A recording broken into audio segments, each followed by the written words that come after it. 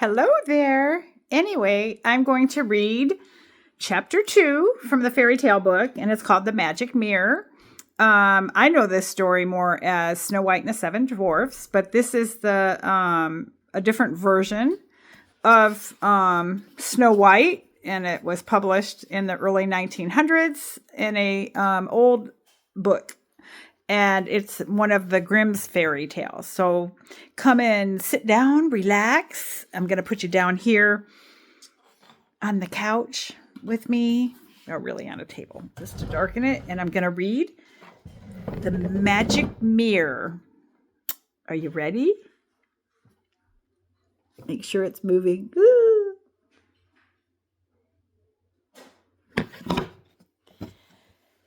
One day in the middle of winter, when the snowflakes fell from the sky like feathers, a queen sat at a window netting.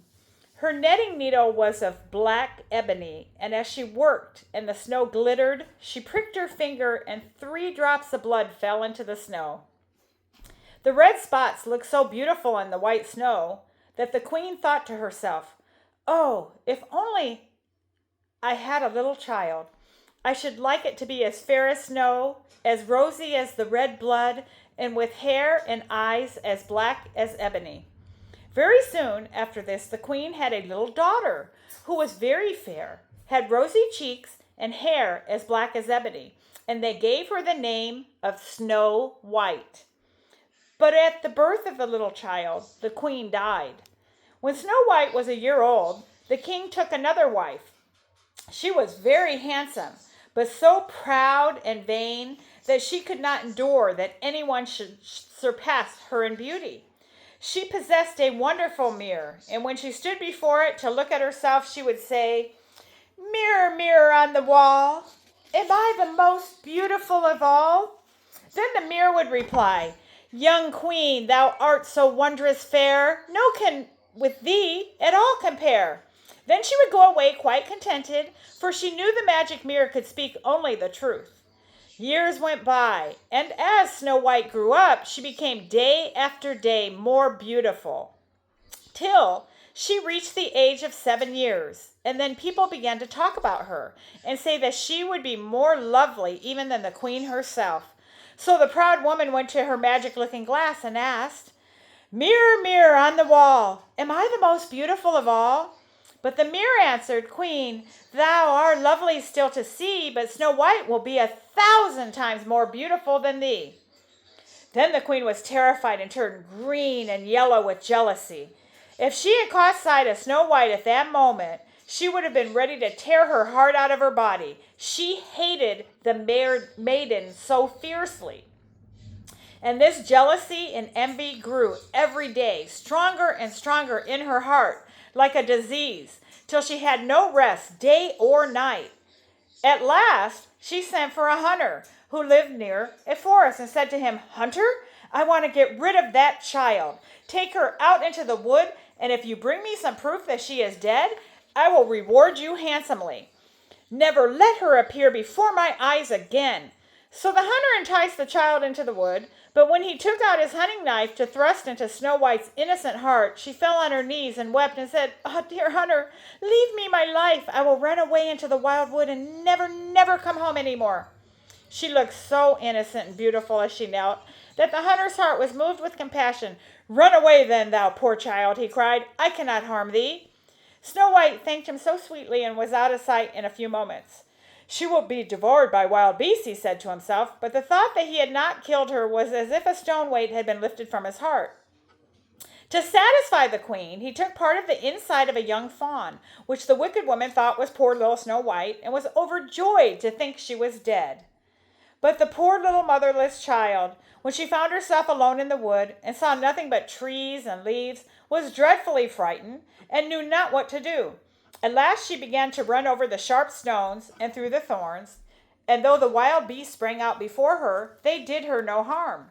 She ran on as long as she could, till her little feet became quite sore, and towards evening she saw, to her great joy, a pretty little house. So she went up to it and found the door open and no one at home. It was a tiny little house, but everything in it was so clean and neat and elegant that it is beyond description. In the middle of the room stood a small table covered with a snow-white tablecloth, ready for supper. On it were arranged 7 little plates, 7 little spoons, 7 little knives and forks, and 7 mugs. By the wall stood 7 little beds, near each other, covered with white quilts. Poor Snow White, who was hungry and thirsty, ate a few vegetables and a little bread from each plate, and drank a little drop of wine from each cup, for she did not like to take all she wanted from one alone. After this, feeling very tired, she thought she would lie down and rest on one of the beds, but she found it difficult to choose one to suit her. One was too long, another too short, so she tried them all till she came to the 7th, and that was so comfortable that she laid herself down and was soon fast asleep. When it was quite dark, the masters of the house came home. They were 7 little dwarfs who dug and searched in the mountains for minerals. First they lighted 7 little lamps, and as soon as the room was full of light, they saw that someone had been there, for everything did not stand in order in which they had left it. Then said the first, "Who has been sitting in my little chair?" The second exclaimed, "Who has been eating from my little plate?" The third cried, "Someone has taken part of my bread." "Who's been eating my vegetables?" said the fourth. Then said the fifth, "Someone has used my fork." The sixth cried, "And who has been cutting with my knife?" "And someone has been drinking out of my cup," said the seventh. Then the eldest looked at his bed, and seeing that it looked tumbled, cried out that someone had been upon it. The others came running forward and found all their beds in the same condition.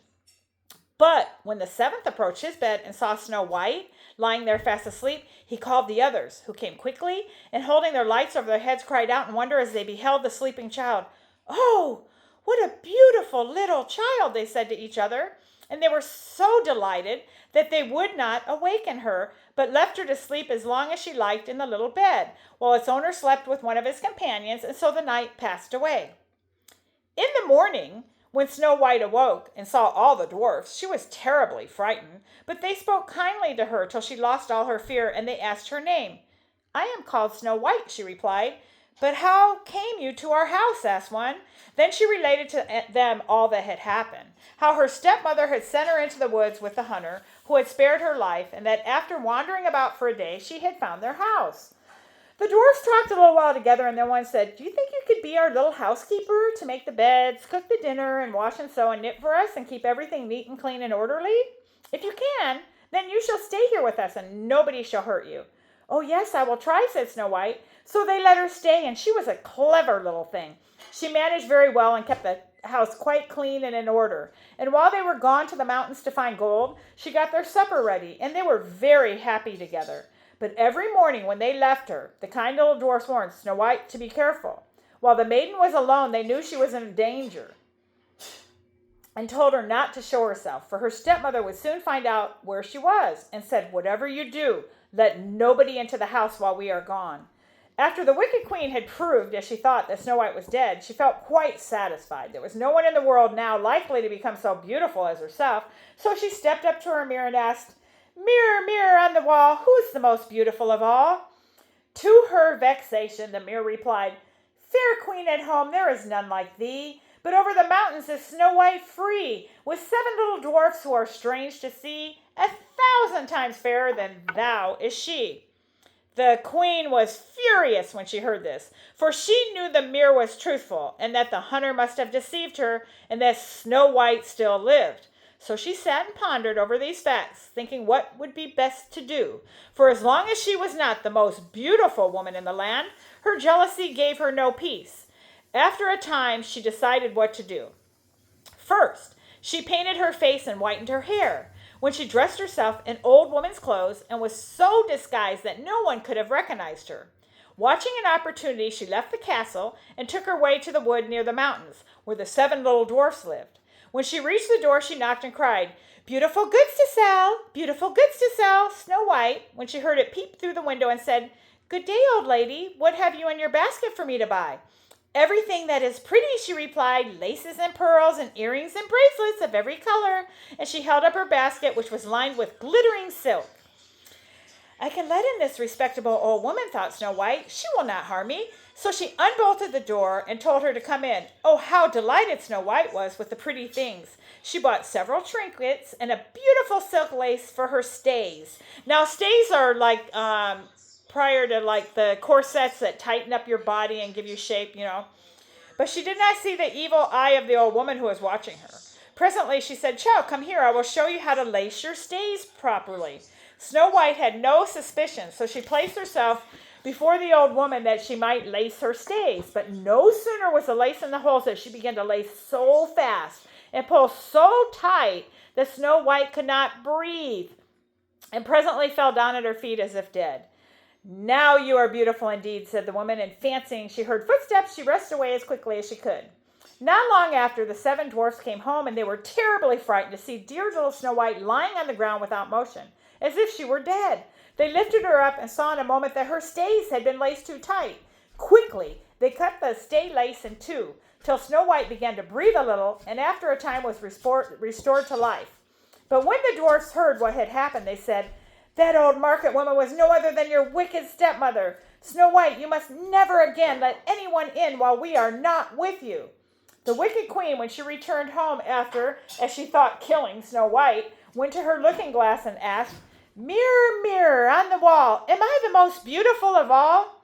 Then answered the mirror, Queen, thou art not the fairest now. Snow White over the mountain's brow, 1,000 times fairer is than thou. When she heard this, she was so terrified that the blood rushed to her heart, for she knew that after all she had done, Snow White was still alive. I must think of something else, she said to herself, to get rid of that odious child. That's like something you really hate, hateful, odious. Now this wicked king had some knowledge of witchcraft, and she knew how to poison a comb so that whoever used it would fall dead. This the wicked stepmother soon got ready, and dressing herself again like an old woman, but quite different from the last, she started off to travel over the mountains to the dwarf's cottage. When Snow White heard the old cry, Goods to sell, fine goods to sell, she looked out the window and said, Go away, I must not let you in. Look at this, then, said the woman. You shall have it for your own if you like, and she held up before the child's eye the bright tortoise-shell comb, which she had poisoned. Poor Snow White could not refuse such a present, so she opened the door and let the woman in, quite forgetting the advice of the dwarfs. After she had bought a few things, the old woman said, Let me try this comb in your hair. It is so fine. It'll make it beautifully smooth and glossy. So Snow White, thinking no wrong, stood before the woman to have her hair dressed. But no sooner had the comb touched the roots of her hair than the poison took effect, and the maiden fell to the ground lifeless. You paragon of beauty, said the wicked woman. All has just happened as I expected, and then she went away quickly. Fortunately, evening soon arrived, and the 7 dwarfs returned home. When they saw Snow White lying dead on the ground, they knew at once that the stepmother had been there again. But on seeing the poison comb in her hair, they pulled it out quickly, and Snow White very soon came to herself and related all that had passed. Again, they warned her not to let anyone enter the house during their absence, and on no account to open the door. But Snow White was not clever enough to resist her clever wicked stepmother, and she forgot to obey. Where did you put the box? I am reading my story, and my husband's turning on the TV. Let me put it on pause and go in the other room. Can you believe it? Can you believe it? Okay, now you're at the kitchen table, and he's out there, and I can continue. We're with the poison comb, and they removed it, and she came back to life. So let me flip you. You're at the kitchen table now. Okay. Again, they warned her not to let anyone enter the house during their absence, and on no account to open the door. But Snow White was not clever enough to resist her clever, wicked stepmother, and she forgot to obey. The wicked queen felt sure now that she had really killed Snow White. So as soon as she returned home, she went to her looking-glass and inquired, Mirror, mirror on the wall, who's the most beautiful of all? But the mirror replied, Queen, thou art the fairest here, but not when Snow White is near. Over the mountain still is she, fairer 1,000 times than thee. As the looking-glass thus replied, the queen trembled and quaked with rage. Snow White shall die, cried she, if it cost me my own life. Then she went into a lonely, forbidden chamber where no one was allowed to come and poisoned a beautiful apple. Outwardly, it looked ripe and tempting, of a pale green with rosy cheeks, so that made everyone's mouth water to look at it. But whoever ate even a small piece must die. As soon as this apple was ready, the wicked queen painted her face, disguised her hair, dressed herself up as a farmer's wife, and went again over the mountains to the dwarf's cottage. When she knocked at the door, Snow White stretched her head out of the window and said, "I dare not let you in. The 7 dwarfs have forbidden me." "But I'm all right," said the farmer's wife. "Stay, I will show you my apples." "Are they not beautiful? Let me make you a present of one." "No, thank you," cried Snow White. "I dare not take it." "What?" cried the woman. "Are you afraid it is poisoned? Look here now. I will cut the apple in halves. You shall have the rosy cheek side, and I will eat the other." The apple was so cleverly made that the red side alone was poisonous. Snow White longed so much for the beautiful fruit as she saw the farmer's wife eat one half that she could not any longer resist, but stretched out her hand from the window and took the poisoned half. But no sooner had she taken one mouthful than she fell on the ground dead. Then the wicked queen glanced in at the window with a horrible look in her eye and laughed aloud as she exclaimed, "White as snow, red as blood, and black as ebony, this time the dwarfs will not be able to wake thee." And as soon as she arrived at home and asked her mirror who was the most beautiful in the land, it replied, "Fair queen, there is none in all the land so beautiful as thou." Then had her envious heart rest, at least such rest as a heart full of envy and malice ever can have. The little dwarfs then came home in the evening, found poor Snow White on the ground, but though they lifted her up, there were no signs of breath from her mouth, and they found she was really dead. Yet they tried in every way to restore her. They tried to extract the poison from her lips. They combed her hair and washed it with wine and water, but to all no purpose. The dear child gave no signs of life, and at last they knew she was dead. Then they laid her on a bier, and the 7 dwarfs seated themselves round her and wept and mourned for 3 days. They would have buried her then, but there was no change in her appearance. Her face was as fresh, and her cheeks and lips had their usual color. Then said one, "We cannot lay this beautiful child in the dark, cold earth." So they agreed to have a coffin made entirely of glass, transparent all over, that they might watch for any signs of decay. And they wrote in letters of gold her name on the lid, and that she was the daughter of a king. The coffin was placed on the side of the mountain, and each of them watched it by turns, so that it was never left alone. And the birds of the air came near and mourned for Snow White, first the owl, then the raven, and at last the dove. Snow White lay for a long, long time in the glass coffin, but showed not the least signs of decay. It seemed as if she slept, for her skin was snow white, her cheeks rosy red, and her hair black as ebony. It happened one day that the son of a king, while riding in the forest, came by chance upon the dwarf's house and asked for a night's lodging. As he left the next morning, he saw the coffin on the mountainside with beautiful Snow White lying in it, and read what was written upon the lid in letters of gold. Then he said to the dwarfs, "Let me have this coffin, and I will give you for it whatever you ask." But the elder dwarf answered, "We would not give it to thee for all the gold in the world." But the prince answered, "Let me have it as a gift then. I know not why, but my heart is drawn towards this beautiful child, and I feel I cannot live without her. If you will let me have her, she shall be treated with the greatest honor and respect as one dearly beloved." As he thus spoke, the good little dwarfs were full of sympathy for him and gave him the coffin. Then the prince called his servants, and the coffin was placed on their shoulders, and they carried it away, followed by the king's son, who watched it carefully. Now it happened that one of them made a false step and stumbled. This shook the coffin and caused the poisoned piece of apple which Snow White had bitten to roll out of her mouth. A little while after, she suddenly opened her eyes, lifted up the coffin lid, raised herself, and was again alive. "Oh, where am I?" she cried. Full of joy, the king's son approached her and said, "Dear Snow White, you are safe. You are with me." Then he related to her all that had happened and what the little dwarfs had told him about her, and said at last, "I love you better than all in the world besides, dear little Snow White, and you must come with me to my father's castle and be my wife." Then was Snow White taken out of the coffin and placed in a carriage to travel with the prince, and the king was so pleased with his son's choice that the marriage was soon after celebrated with great pomp and magnificence. Now it happened that the stepmother of Snow White was invited among other guests to the wedding feast. Before she left her house, she stood in all her rich dress before the magic mirror to admire her own appearance, but she could not help saying, "Mirror, mirror on the wall, am I the most beautiful of all?" Then to her surprise, the mirror replied, "Fair queen, thou art the fairest here, but at the palace now the bride will prove 1,000 times more beautiful than thou." Then the wicked woman uttered a curse and was so dreadfully alarmed that she knew not what to do. At first she declared she would not go to this wedding at all, but she felt it impossible to rest until she had seen the bride. So she determined to go. But what was her astonishment and vexation when she recognized in the young bride Snow White herself, now a grown and charming young woman, and richly dressed in royal robes? Her rage and terror were so great that she stood still and could not move for some minutes. At last she went into the ballroom, but the slippers she wore were to her as iron bands full of coals of fire in which she was obliged to dance. And so in the red glowing shoes she continued to dance till she fell dead on the floor. A sad example of envy and jealousy. So there you have it. That is 1900s version of Snow White. As you can see, this girl became like her mother had died, and then she had a stepmother, and then she's with these dwarfs, and they're telling her that, she can keep the house clean, this and that. It was like there was no foster care systems back then, or somebody to call child protective services and take this poor little child in and have somebody take care of her. You had to earn your keep.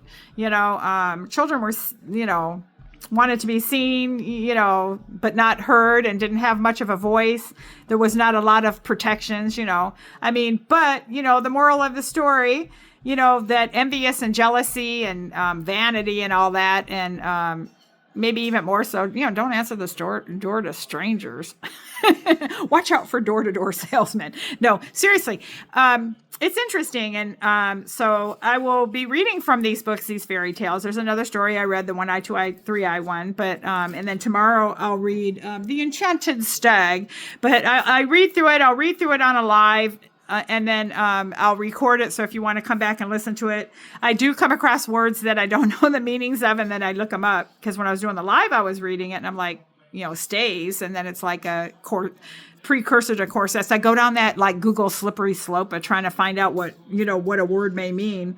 But anyway, I hope you find this story. It finds you well. If you're ever having a hard time sleeping at night, I hope it can help you get to sleep or bring you back to your childhood of maybe when your mom or dad or grandma or somebody read to you, or you listen to stories.